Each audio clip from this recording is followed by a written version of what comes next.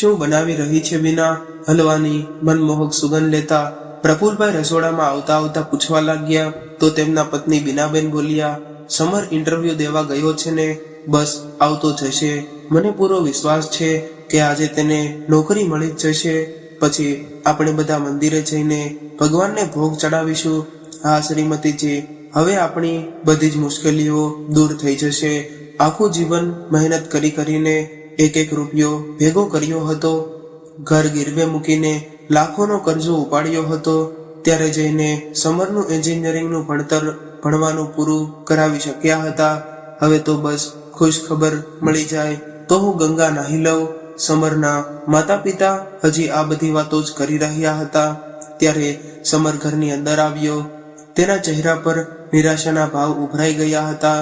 તેનો મૂંઝાયેલો ચહેરો જોતા જ તેના મમ્મી બીનાબેનનું હૃદય જોરથી ધડકવા લાગ્યું અને ત્યાં પિતાની આંખોમાં રહેલા સપનાઓના મહેલની એક એક ઈંટ ધરાશાયી થઈ ગઈ. થોડી વારમાં જ નિર્ણાયક સ્વરમાં સમર બોલ્યો કે પપ્પા, હવે હું પણ તમારી જેમ જ ગાર્ડની નોકરી કરી લઉં છું. જ્યાં સુધી મારી નોકરી ન મળી જાય ત્યાં સુધી હું એમ જ તો નવરો ઘરમાં ન બેસી શકું ને, ઘરનો ખર્ચો તો ચલાવવો જોઈએ ને. એટલું કહેતા સમરનો અવાજ રૂંધાઈ ગયો અને આટલું સાંભળતા જ તેના પિતાના પગ નીચેથી જમીન સરકી ગઈ. પછી નિરાશ અને હતાશ સ્વરમાં તેઓ બોલ્યા, જેવી તારી મરજી બેટા. સમરે ગાર્ડની નોકરી કરવાની શરૂ કરી દીધી, પરંતુ આડોશ પાડોશ વાળા અને સગા સંબંધીઓ પણ ક્યાં મૂકવાના હતા. આજ નોકરી કરવી હતી તો શું જરૂરત હતી બાપુ પર આટલો બધો કરજો ચડાવવાની? ઘણી વખત સમરને આ વાત સાંભળવા મળતી અને આ સાંભળતા જ તેનું હૃદય છલ્લી થઈ જતું. અહીં કર્જદારો સાથે લગભગ રોજ માથાકૂટ કરતા તેના પિતા પણ થાકી ગયા હતા. પોતાના વૃદ્ધ માતા પિતાનો વ્યતીત ચહેરો જોઈને સમરનું હૃદય ભાંગી પડ્યું. રહીને વિચારવા લાગ્યો કે શું ફાયદો આવી જિંદગીનો જો પોતાના માતા પિતાને મુશ્કેલીઓથી પણ બહાર ના કાઢી શકું તો જિંદગી જીવવાથી હતાશ થઈને તેણે નક્કી કરી લીધું કે હવે તે પોતાની જીવન લીલા સમાપ્ત કરી નાખશે. અને આવો વિચાર કરીને તે ઘરેથી નીકળી ગયો. જેટલી ઝડપથી તેના પગ ચાલી રહ્યા હતા તેના કરતા પણ વધારે ઝડપથી તેના દિમાગમાં નિરાશાપૂર્ણ વિચાર આવવા જતા હતા. પરંતુ પોતાની જિંદગી સમાપ્ત કરવા માટે તેને કોઈ ઉપાય સૂઝી નહોતો રહ્યો. વિચારવા લાગ્યો કે કોઈ બિલ્ડિંગની છત પરથી નીચે કૂદકો લગાવી દઉં. પરંતુ આટલી જ ક્ષણ વિચાર કરતો તે જો ગંભીર રીતે ઘાયલ થયો અને જીવતો રહી ગયો તો માતા પિતાના માથા પર પૂરી રીતે બોજ બનીને રહી જઈશ. આ જ વિચારમાં તે રસ્તા પર ચાલતો જઈ રહ્યો હતો. વિચારતા અચાનક તે રસ્તાની વચ્ચોવચ આવી ગયો. એનાથી પહેલા કે તે કંઈ સમજી શકે સામેથી એક મોટી એવી લક્ઝરી કાર આવી અને જોરથી તેને જોરદાર ટક્કર મારી દીધી. ટક્કર લાગતા જ સમર ઉછળીને રસ્તાના બીજા કિનારા પર જઈને પડ્યો અને બેભાન થઈ ગયો.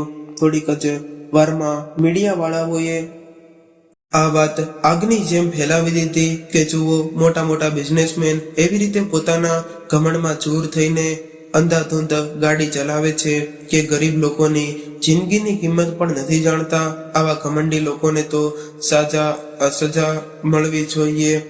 જો ગાડીથી સમરની ટક્કર થઈ હતી તે ગાડી શહેરના એક ખૂબ જ મોટા બિઝનેસમેન દામોદરભાઈની ગાડી હતી, જે એક રાજનૈતિક પાર્ટીના સદસ્ય પણ હતા અને ખૂબ જ ઈમાનદાર અને દેશભક્ત વ્યક્તિ હતા.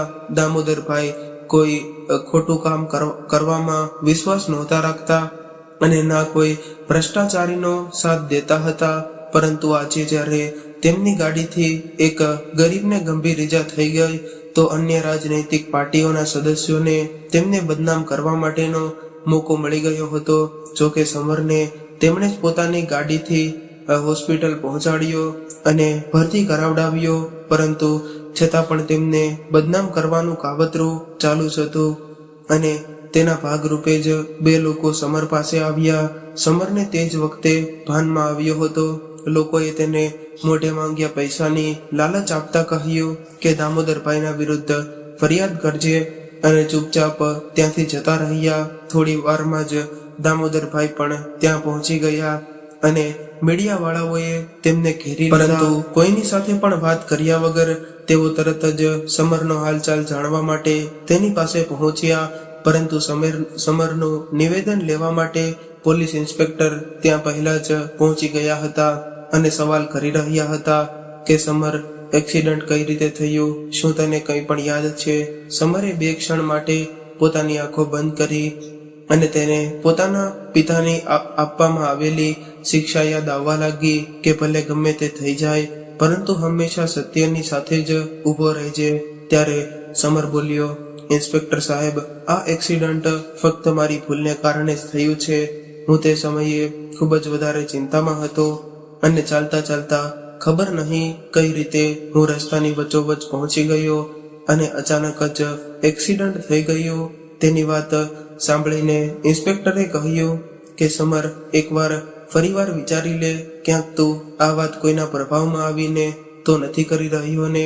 કેમ કે જો ભૂલ તારી હશે તો હોસ્પિટલનો ખર્ચો પણ તારે જ ભોગવવો પડશે. એટલે સમર બોલ્યો કે સર, મારા માતા પિતાએ હંમેશા મને સાચું બોલવાનું જ શીખવાડ્યું છે, એટલા માટે આજે પણ સાચું જ બોલીશ. આમાં કોઈની કંઈ પણ ભૂલ નથી. હોસ્પિટલમાં પડેલા સમરને મળવા માટે બધા સગા સંબંધી પણ આવવા લાગ્યા અને બધાએ સમરના નિર્ણયની નિંદા કરતા તેને મૂર્ખ કહ્યો, કેમ કે આજે તેની પાસે તક હતી કે તે આટલા મોટા બિઝનેસમેન પાસેથી જોતા રૂપિયા પડાવીને પોતાનો કરજ ઉતારી શકતો હતો, પરંતુ તેણે એવું ન કરીને પોતાના જ પગ પર કુહાડી મારી લીધી. સમરના નિવેદનના આધાર પર દામોદરભાઈએ નિર્દોષ કરાર કરી દેવામાં આવ્યા. પરંતુ જ્યારે સમરને હોસ્પિટલમાંથી રજા મળવાની હતી તો સમરને તેના માતા પિતા ચિંતામાં પડી ગયા કે બિલની ભરપાઈ કઈ રીતે કરશે. પરંતુ પૂછવા પર ખબર પડી કે બિલ તો પહેલેથી જ ભરી નાખવામાં આવ્યું છે. 15 દિવસ હોસ્પિટલમાં વિતાવ્યા પછી સમર પોતાના માતા પિતાની સાથે ઘરે આવી ગયો. પરંતુ હવે ફરીવાર એ જ મુશ્કેલી હતી કે આખરે ઘરનો ખર્ચો કઈ રીતે ચલાવવામાં આવે. ત્યારે અચાનક એ જ કાર જેનાથી સમરનું એક્સિડન્ટ થયું હતું તે સમરના ઘરની બહાર આવીને ઊભી રહી. આટલી મોટી કાર જોઈને આસપાસના લોકો પણ હેરાન રહી ગયા. દામોદરભાઈ તે ગાડીમાંથી ઉતર્યા અને સમરને મળવા માટે તેના ઘરમાં ગયા. આટલા મોટા વ્યક્તિને પોતાના નાનકડા એવા ઘરમાં આવતા જોઈને સમરના માતા પિતા હળબળાઈ ગયા. પછી દામોદરભાઈ સમરની પાસે રાખેલી જૂની ખુરશી પર ખૂબ જ સહજતા સાથે બેસી ગયા અને બોલ્યા કે સમર, તારી ઈમાનદારી જોઈને મને ખૂબ જ સારું લાગ્યું. મારા ધંધાને સંભાળવા માટે મારે તારા જેવા જ ઈમાનદાર વ્યક્તિની હંમેશા તલાશ હતી. હું ઈચ્છું છું કે તું મારી કંપનીમાં મેનેજરના પદ ઉપર કામ કર. આ વાત સાંભળતા જ સમરના ચહેરા પર એક મુસ્કાન આવી ગઈ અને તેના માતા પિતાની ખુશીની કોઈ ઠેકાણું જ ન રહ્યું. ત્યારે સમરના હાથમાં 5 લાખ રૂપિયાનો ચેક પકડાવતા દામોદરભાઈ બોલ્યા કે આ મારી તરફથી તારી ઈમાનદારીનું ઇનામ છે. પૂરી રીતે ઠીક થયા બાદ નોકરી જોઈન્ટ કરી લેજે. સારા પગારથી સાથે તને કંપની તરફથી એક ફ્લેટ અને ગાડી પણ આપવામાં આવશે. આટલું સાંભળતા જ સમરના માતા પિતાની આંખોમાંથી હરખના આંસુ વહી નીકળ્યા. તેમણે હાથ જોડીને દામોદરભાઈનો ધન્યવાદ કર્યો. એટલે દામોદરભાઈ બોલ્યા કે ધન્યવાદ તો મારે તમારા લોકોનો કરવો જોઈએ. તમારી પાસે તક હતી અને તમે તે તકનો ફાયદો ઉપાડીને મારી પાસેથી મોઢે માંગેલી રકમ હડપી શકતા હતા, પરંતુ તમે એવું કર્યું નહીં. મને ખુશી છે કે આજના સમયમાં પણ આવા ઈમાનદાર લોકો મળે છે. એવું કહીને દામોદરભાઈએ સમરને પોતાનો ફોન નંબર આપ્યો અને જતા રહ્યા. સમર અને તેના માતા પિતા હજુ સુધી વિશ્વાસ નહોતા કરી શકતા કે નિયતિ પણ કેવા ખેલ રચે છે.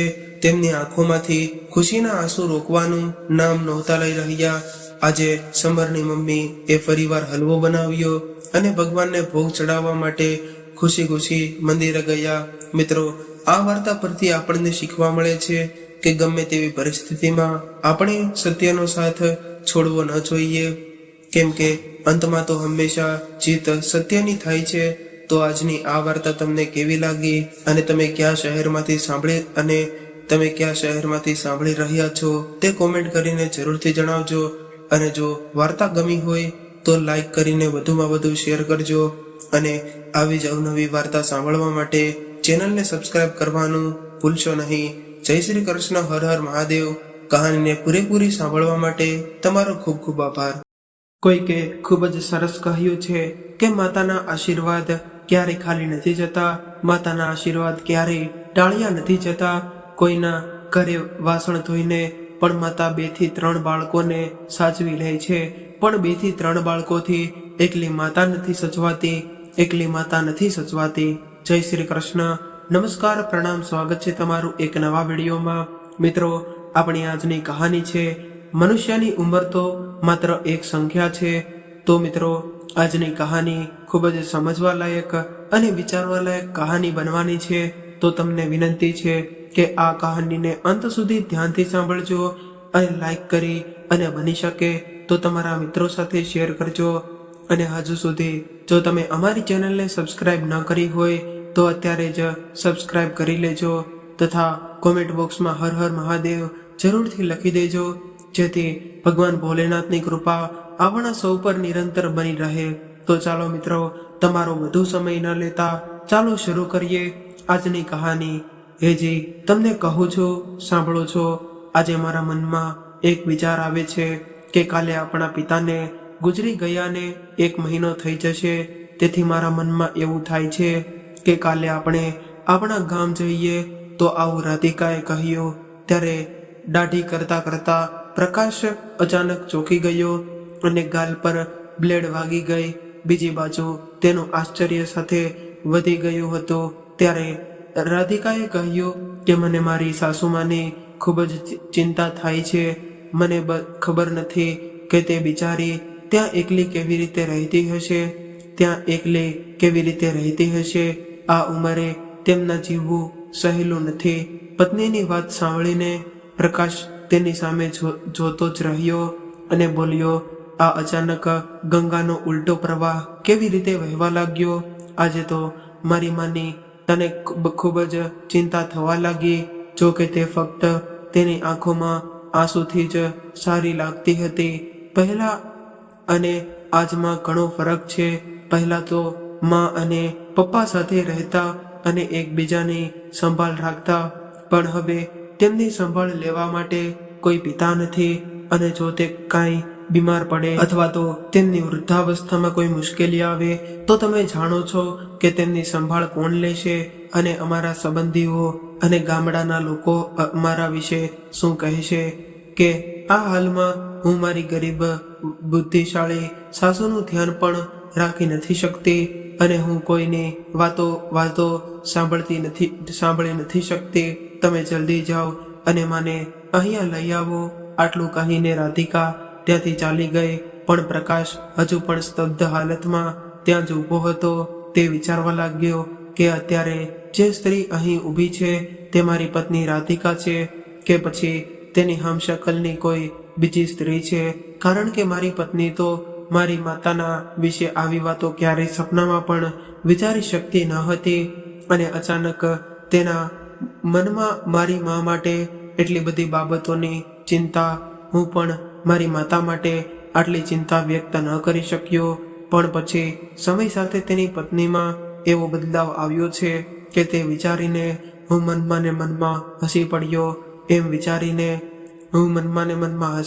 એમ વિચારીને કે તેણે જે કહ્યું તે કંઈ ખોટું નથી કહ્યું એવું વિચારીને તેણે તેની માતાને ફોન કર્યો. હેલો માતા, તમે કેમ છો? તમારી તબિયત તો ઠીક છે ને?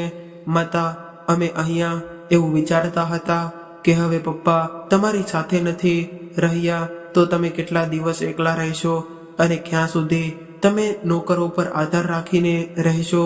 તમે એક કામ કરો ને માતા, તમે અહીંયા અમારી સાથે રહેવા માટે આવી જાઓ ને.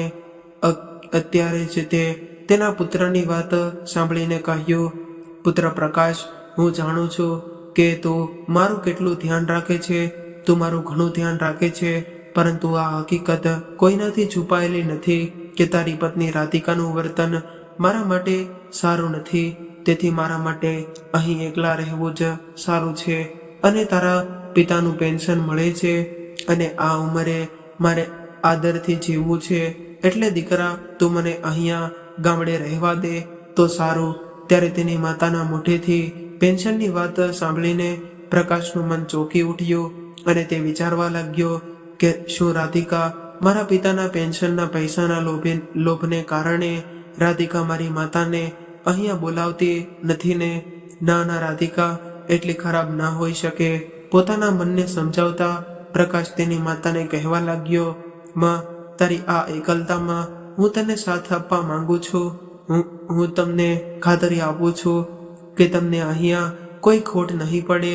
અને તમારા માનમાં જ્યાં સુધી તમારી પુત્રવધુનો પ્રશ્ન છે તો માતા, આ તમારી વહુની વિચારસરણી છે કે હવે આપણે માતાનું ધ્યાન રાખવું જોઈએ.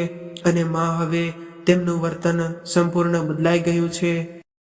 હવે તે તમારા વિશે તે ખૂબ જ ચિંતિત છે.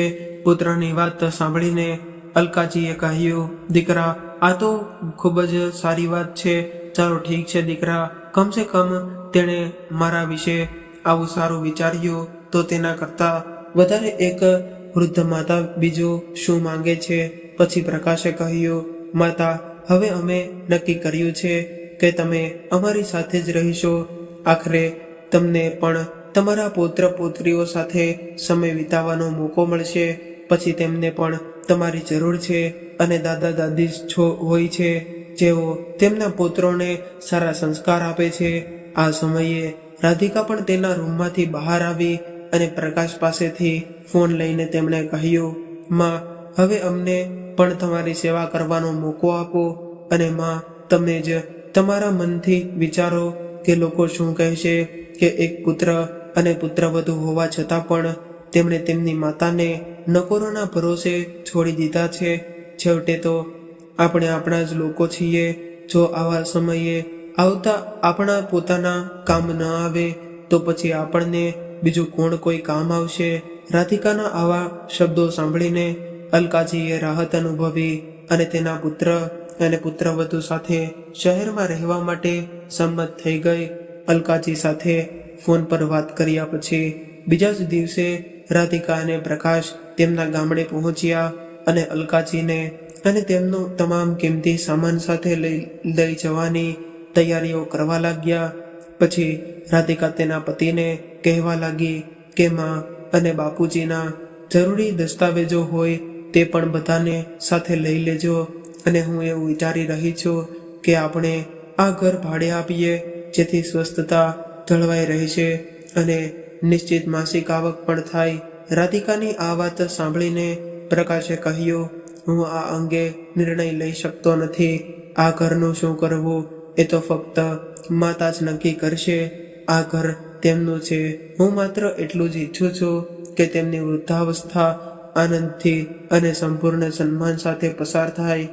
ત્યાર પછી અલકાજીએ પણ તેમનું ઘર ભાડે આપવા માટે સંમતિ આપી અને તેમનું ઘર ભાડે આપ્યું. તેમનું ઘર એટલું મોટું હતું કે તેથી તેને ભાડાની સારી રકમ મળી રહેતી હતી. ત્યાર પછી અલકાજી રાધિકા અને પ્રકાશ સાથે શહેરમાં તેમના ઘરે રહેવા માટે તેમની સાથે ગયા. હવે તો અલકાજીનું જીવન સંપૂર્ણપણે બદલાઈ ગયું હતું. તેમને લાગ્યું કે જાણે તેમના પતિની સાથે એમનું 40 વર્ષીય પારિવારિક જીવન પણ છૂટી ગયું અને તેની સાથે તેણે પોતાનું ઘર પણ ગુમાવ્યું હતું. અને ગામડામાં આજે તેના પાડોશીઓ અને મિત્રો દરેક સુખ દુઃખમાં તેની સાથે રહેતા હતા. પરંતુ અહીં મહાનગરમાં તેને સાવ એકલું લાગ્યું. પણ તેમના પુત્ર અને પૌત્રોનો સાથ મળ્યા પછી પણ તે પણ ખુશી હતી. થોડા દિવસો સુધી તો બધું બરાબર ચાલ્યું. રાધિકા અલકાજીની ખૂબ જ સારી રીતે સેવા કરતી હતી અને તેમનો પુત્ર દીપુ પણ તેમની દાદી સાથે વાતો કરતા થાકતો ન હતો. દીપુ પણ તેની દાદીથી સંગત મેળવીને ખૂબ જ ખુશ રહેવા લાગ્યો હતો અને અલકાજી પોતાની 2 વર્ષની નાની પૌત્રી સાથે ખૂબ જ ખુશ રહેતી હતી. અલકાજીએ આવતાની સાથે જ ઘરના બધા જ કામ સંભાળી લીધા હતા અને દરેક કામમાં તેમની વહુને તે મદદ કરતી. બીજી તરફ ધીમે ધીમે રાધિકા પોતાના ઘરના કામો ટાળવા લાગી. ઘણીવાર રાધિકા ટીવી જોતી રહેતી અથવા તો શરીરના દુખાવાને બહાને આરામ કરી લેતી અને અલકાજીએ તો આખો દિવસ રસોઈ બનાવતી માંડીને વાસણો સાફ કરવાનું બધું જ કામ તેને કરવું પડતું. ઉપરથી તેની વહુ કોઈને કોઈ ફરમાઈશ પણ કરતી કે માજી, તમારા દ્વારા બનાવેલ શાહી પનીર ખૂબ જ સારું બને છે. આજે મને ખાવાનું ખૂબ જ મન થયું છે, તો મને બનાવી દેજો. ત્યારે અલકાજી આ કામમાં પણ આળસ નહોતા કરતા. આને કારણે તેમની વહુને કોઈ તકલીફ નહોતી પડી. એક દિવસ જ્યારે નોકરાણી ન આવવાને કારણે અલકાજી આખા ઘરની સાફ સફાઈ કરી રહ્યા હતા ત્યારે રાધિકા તેના ફોનમાં મગ્ન હતી. સફાઈ કરતી વખતે અલકાજીએ જોયું કે નાની ઢીંગલી અચાનક લપસી પડી અને જમીન પર પડી અને રડવા લાગી. ત્યારે અલકાજી દોડીને આવ્યા અને તેને ઉપાડીને ગળે લગાડી દીધી. ત્યારે તેમની વહુ તે આ જોઈને તરત જ તેમને કોલ ડિસ્કનેક્ટ કર્યો અને જોરથી બૂમો પાડવા લાગી, માતા, તમે તમારા હાથ ધોયા વિના ઢીંગલીને કેવી રીતે સ્પર્શ કર્યો? શું તમે જાણો છો કે આનાથી ચેપ લાગે છે? આટલું કહીને તેણે પોતાની ઢીંગલી ઉપાડી અને રૂમમાં લઈ ગઈ અને આ બાજુ અલકાજી તેની પુત્રવધૂને આશ્ચર્યથી જોતા રહ્યા. એ દિવસ પછી તેમની પુત્રવધૂએ ક્યારે પણ તેમની નાની ઢીંગલીને તેની દાદી પાસે આવવા ન દીધી. હવે રોજ રાધિકા તેમના સાસુના કામમાં કોઈને કોઈ ખામી કાઢવા લાગી. આ વાત અલકાજીને અંદરથી ખાવા લાગી હતી. પ્રકાશને પણ ક્યારેક મનમાં એવું લાગતું કે તેની માતાને અહીંયા આવ્યા પછી ઘણું બધું કામ કરવું પડે છે. તો તેણે તેની પત્નીને પણ કહ્યું કે હવે માતાની ઉંમર થઈ ગઈ છે, તેથી તેને વધારે કામ ન કરાવો. હવે તેને આરામ કરવાના દિવસો છે. આના પર રાધિકાએ કહ્યું, આ ઉંમરે માજી પાસે બીજું શું કામ છે? તે આખો દિવસ ખાલી બેસી રહે છે. જો થોડા હાથ પગ ચલાવતા રહે તો તેમના માટે સારું રહેશે. અને પછી હું ક્યાં તેને મોટો પહાડ તોડવાનું કહું છું, તે ઘરનું થોડું ઘણું કામ કરે છે. આ સાંભળીને પ્રકાશ ચૂપ થઈ ગયો. ત્યારે જ અલકાજીએ તેના પુત્ર અને પુત્રવધૂના આ શબ્દો સાંભળ્યા હતા, પણ એ સમયે તેમને કંઈ કહ્યું નહીં, કારણ કે તે બંને વચ્ચે કળેશનું કારણ બનવા નહોતા માંગતી. એક દિવસ સવારે પ્રકાશ તેની ઓફિસે જતો હતો ત્યારે અલકાજીએ તેને તેની દવાઓનું બિલ આપીને તેને કહ્યું, દીકરા, સાંજે જ્યારે ઘરે આવ ત્યારે મારી આ દવા લેતો આવજે. ત્યારે પ્રકાશને બિલ લઈને ઓફિસે જવા નીકળી ગયો.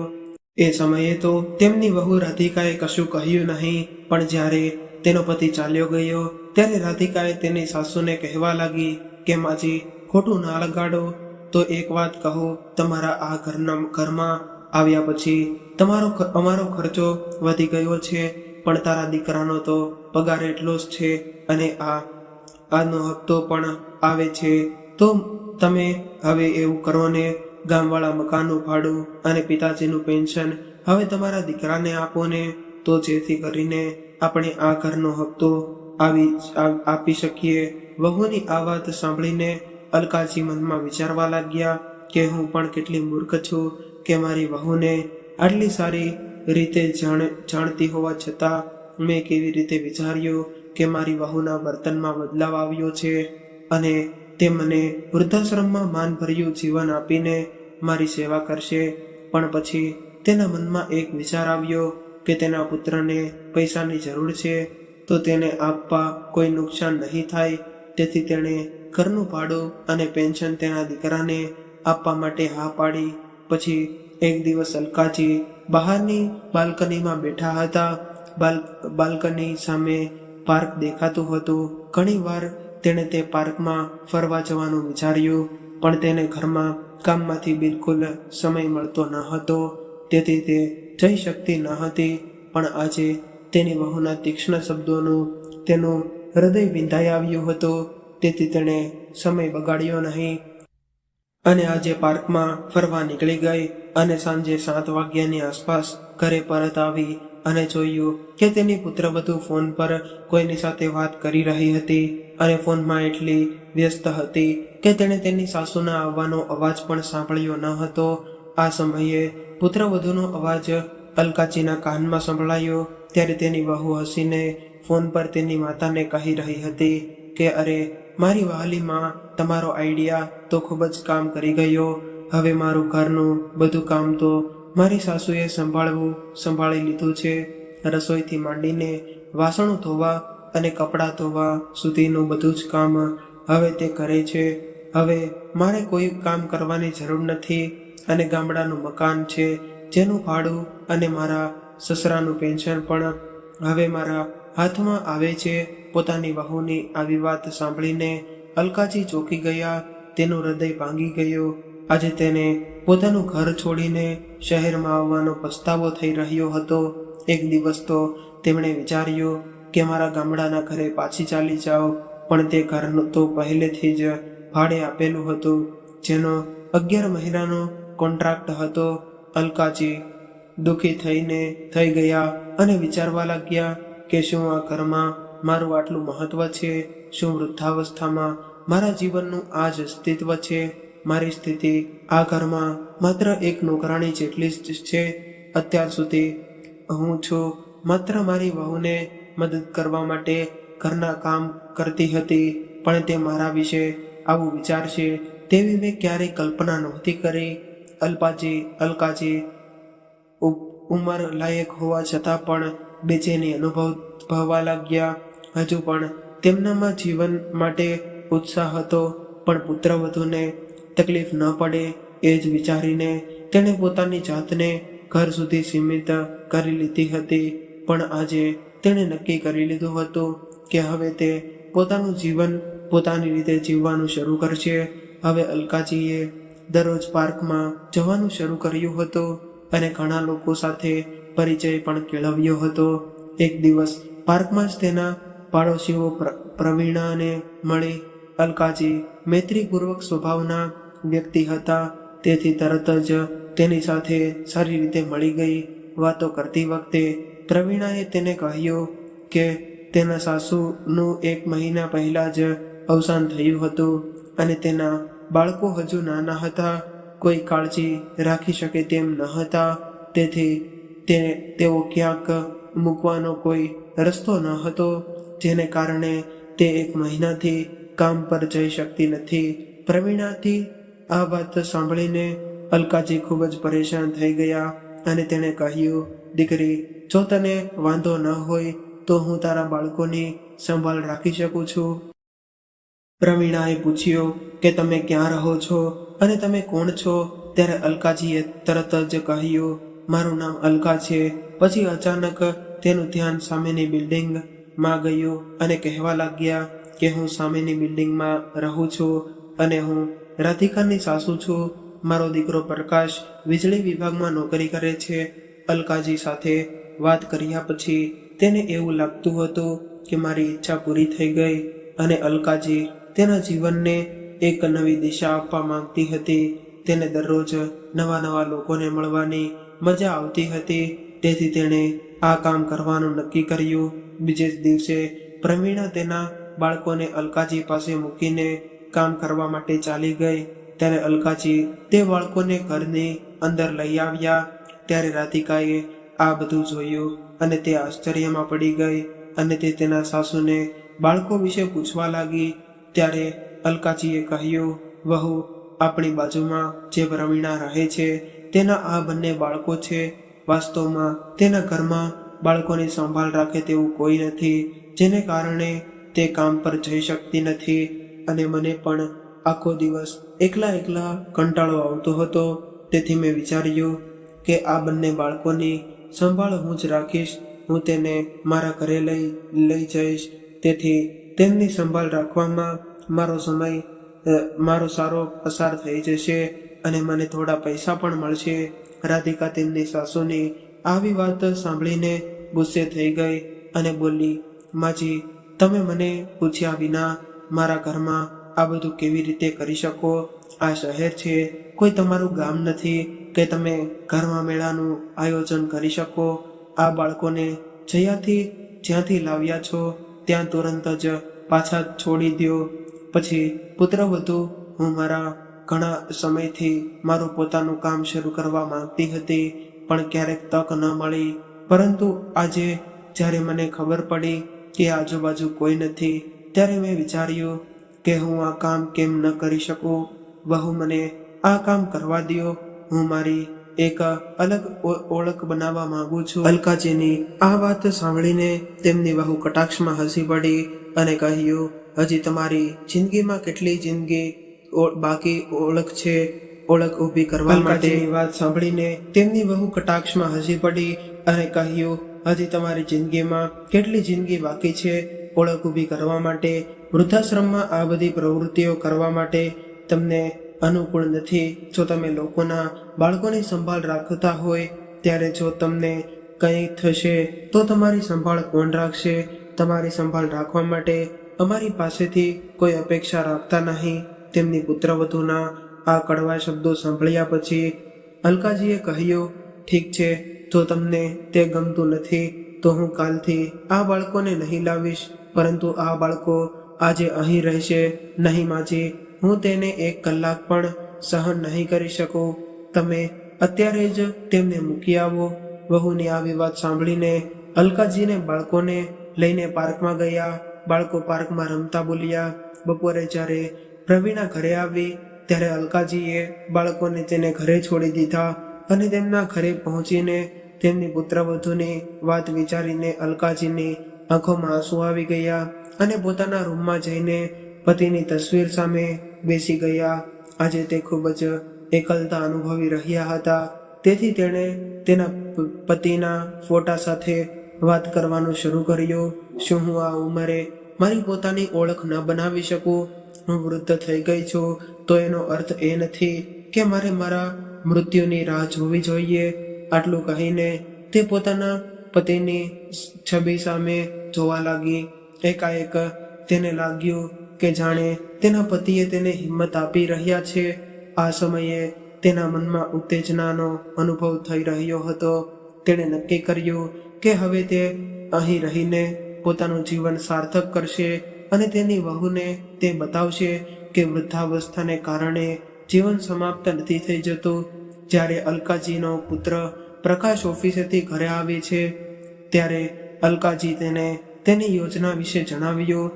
તેની માતાની ઈચ્છા જાણીને તે ખૂબ જ ખુશ થયો અને પ્રકાશ તરત જ તેની માતાની ઈચ્છા માની ગયો. ત્યારબાદ રાધિકાએ કહ્યું, પરંતુ મને સમજાતું નથી કે આ શું છે? આ ઉંમરે મને બહારનું કામ કરવાનો વિચાર કેમ આવ્યો? જો તેને કામ કરવું જ હોય તો ઘરે બેસીને ઘરના કામ કરે. તેની પત્નીને જવાબ આપતા પ્રકાશે કહ્યું, નહીં, માતાની જે ઈચ્છા હોય તે જ તે કરશે. અને તેની માતાને કહ્યું કે હું કાલે જ તમારા માટે એક જગ્યાની વ્યવસ્થા કરી દઈશ. એમ કહીને પ્રકાશ ત્યાંથી ચાલ્યો ગયો અને તેની વહુ રાધિકાને ગુસ્સામાં જોઈને અલકાજીએ કહ્યું, પુત્રવધુ, કોઈના ઘરની નોકરાણી બનવા કરતાં તો જે કામ કરવાથી મારી ઈચ્છા હોય તે કરવું બધું સારું છે. વૃદ્ધ થવાનો મતલબ એવો નથી કે મનુષ્યની કોઈ અસ્તિત્વ નહોતું. ગઈકાલ સુધી તો મેં મારી સાથે એ જ કર્યું જે તું ચાહતી હતી, પણ આજ પછી મારું જીવન કેવી રીતે ચાલશે એ હું નક્કી કરીશ, તમે લોકો નહીં. આટલું કહીને અલકાજી પાર્કમાં ચાલ્યા ગયા. તેમની સાસુના આ શબ્દો સાંભળીને રાધિકા ચોંકી ઉઠી. બીજા જ દિવસે તેમની સામેના ફ્લેટની નીચે એક રૂમ પ્રકાશે ભાડે રાખ્યો અને અલકાજી રોજ સવારે તૈયાર થઈને ત્યાં જતા. પ્રવીણા તેના બાળકોને અલકાજી સાથે આ રૂમમાં મૂકી જતી અને પ્રવીણા પણ હળવી થઈ અને પોતાની નોકરી પર જવા લાગી. બાળકો પણ અલકાજી સાથે ખૂબ જ ખુશ હતા. પ્રવીણાના બાળકોને જોઈને સોસાયટીના અન્ય વાલીઓ પણ અલકાજીને કહેવા લાગ્યા કે તમે અમારા બાળકોને તમારી પાસે રાખો. આ રીતે 8 થી 10 બાળકો અલકાજી પાસે આવવા લાગ્યા.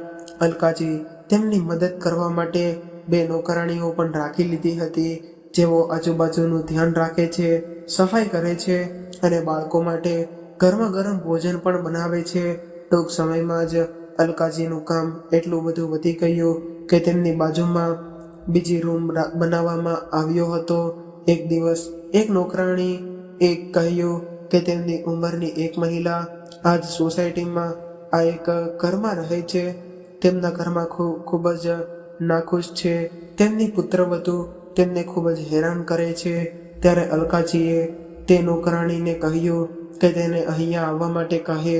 જ્યારે તેમણે અલકાજીને તેમની વહુના કરતૂત વિશે બધી વાત કરી, તેમની વહુ તેમની બધી તકલીફો સંભળાવી, અલકાજીએ કહ્યું, જો તમે ઈચ્છો તો તમે અહીં મારી પાસે રહેવા આવી શકો છો. અને તમે કહ્યું કે તમને સિલાઈ મશીન પર કેવી રીતે કામ કરવું તે સારી રીતે જાણો છો, તો મારી પાસે ઘરે કપડાં સીવવાનું મશીન છે જે બિનજરૂરી જગ્યા રોકે છે. શા માટે આપણે તેનો ઉપયોગ ગરીબ છોકરીઓના કપડાં સીવવાનું કામ શીખવામાં મદદ ન કરી શકીએ, જેની ફી અમે ખૂબ જ ઓછી રાખીશું. આ રીતે તેઓ પણ આત્મનિર્ભર બનશે અને તમને પણ જીવન જીવવાની તક મળશે. તમને એક ઉદ્દેશ મળશે. અબ્દલ, તમારો ઉદ્દેશ પૈસા કમાવાનો નથી, પણ આ રીતે જો આપણે આપણી વૃદ્ધાવસ્થાને કંઈક કરીને પસાર કરીએ અને 2 પૈસા કમાઈએ તો તેમાં કંઈ ખોટું નથી. ત્યારે તે મહિલાને ખાતરી હતી. બીજા જ દિવસથી તે અલકાજી પાસે તેઓ થોડા કલાકો ત્યાં રહ્યા અને અલકાજી સાથે કામ કર્યું. અલકાજી સાથે કામ કરતા તેમને પણ સારું લાગ્યું. હવે તે મહિલા અને અલકાજી બંને ખૂબ જ સારા મિત્ર બની ગયા અને હવે એકબીજાના કામથી બંને ખુશ હતા. ઘરમાં ઝઘડાઓને કારણે ખૂબ જ પરેશાન તે મહિલા બીમાર રહેતી હતી. હવે થોડા જ દિવસોમાં તે એકદમ સ્વસ્થ દેખાવા લાગી. ધીરે ધીરે અન્ય મહિલાઓ પણ અલકાજી સાથે જોડાઈ ગઈ અને જેને કારણે હવે તો જગ્યા પણ નાની પડવા લાગી હતી. અલકાજીની વિનંતી પર તેમના દીકરા પ્રકાશે સોસાયટીની બહાર ભાડા પર એક મોટું મકાન મળી ગયું. હવે તે તમામ મહિલાઓ ઘરનું ભાડું સરળતાથી ચૂકવી શકે તેટલી કમાણી કરતી હતી. અલકાજી સાથે કામ કરતી તમામ મહિલાઓ હતી. તેઓને સમય પસાર કરવા માટે સારી જગ્યા મળી અને થોડીક આવક પણ થવા લાગી. હવે તેમને તેમના ખર્ચ માટે તેમના પુત્ર અને પુત્રવધુ પર નિર્ભીત રહેવાની જરૂર ન હતી. તેઓ બધા પોતપોતાના સુખ દુઃખની વાતો કરતા હતા અને સમાજમાં પણ યોગદાન આવ્યું છે. વાસ્તવમાં તે બધી બુદ્ધિશાળી મહિલાઓને પણ કોઈ એવી વ્યક્તિ જોતી હતી કે જેની સાથે તેઓ વાત કરી શકે, જે તેમની સુખાકારી વિશે પૂછી શકે. તેમને તે બધું અહીં મળ્યું. ધીમે ધીમે મહિલાઓની સંખ્યા વધીને 15 થઈ ગઈ હતી. હવે અલકાજી દરેકને એક યા બીજા કામ કરવા માટે પ્રેરણા આપતા હતા. અમુક સ્ત્રીઓ મુરબ્બો બનાવતા શીખી હતી, અમુક સીવણ કામ કરતી હતી અને બીજી સ્ત્રીઓ અલકાજીની સાથે બાળકોની દેખભાળ કરતી હતી. તે બધી પરિપક્વ સ્ત્રીઓ આખા વિસ્તારમાં જાણીતી બની ગઈ હતી. ધીરે ધીરે એમની ખ્યાતિ એટલી બધી વધી ગઈ કે આખા વિસ્તારના લોકોને શહેર તેમને માન આપવા લાગ્યું. એક દિવસ રાધિકા કોઈ કામ માટે અલકાજીના સેન્ટરમાં ગઈ. ત્યારે તે પ્રવીણાને મળી, જે તેના બાળકોને લેવા આવી હતી. ત્યારે પ્રવીણાએ પૂછ્યું, અરે મેં તમને અહીં પહેલા ક્યારેય નથી જોયા, તમે ક્યાં રહો છો? ત્યારે રાધિકાએ કહ્યું કે હું આ સેન્ટરની ડાયરેક્ટર અલકાજીની વહુ છું. ત્યારે અચાનક પ્રવીણાના મગજમાં 8 મહિના પહેલા પાર્કમાં અલકાજી સાથે કરેલી વાતચીત યાદ આવી ગઈ. ત્યારે અલકાજીએ કહ્યું હતું કે હું રાધિકાની સાસુ છું. ત્યારે અલકાજીનો આ શહેરમાં આટલો જ પરિચય હતો, પરંતુ તે પરિચય 8 મહિનામાં જ બદલાઈ ગયો. આજે તેની પુત્રવધૂને પોતાનો પરિચય આપવા માટે અલકાજીના નામની જરૂર પડી હતી. આજે અલકાજીએ સાબિત કરી દીધું કે ઉંમર તો માત્ર એક સંખ્યા છે અને જો તમારામાં જીવનની નવી દિશા આપવાનો જુસ્સો હોય તો બધું આશીર્વાદના ના થઈ જાય છે. અને જો આજની યુવા પેઢી અલકાજીના પુત્ર પ્રકાશની જેમ તેમના વડીલોને સાથ આપે તો તેમને પણ એક નવો દાખલો બેસાડી શકે છે અને એક પ્રેરણાત્મક નાનકડા પ્રયાસથી આપણા વડીલોની ઘડપણ સાર્થક થશે. તો મિત્રો, તમને આ કહાની કેવી લાગી તે લાઈક અને કોમેન્ટ કરીને જણાવજો. અને જો તમને આવી જ કહાની સાંભળવા માંગતા હોય તો આ ચેનલને સબસ્ક્રાઇબ કરવાનું ભૂલશો નહીં. હવે ફરી મળીશું એક નવી કહાની સાથે. ત્યાં સુધી તમામ મિત્રોને જય શ્રી કૃષ્ણ. રાધે રાધે. હર હર મહાદેવ. આ કહાનીને પૂરેપૂરી સાંભળવા માટે તમારો ખૂબ ખૂબ આભાર.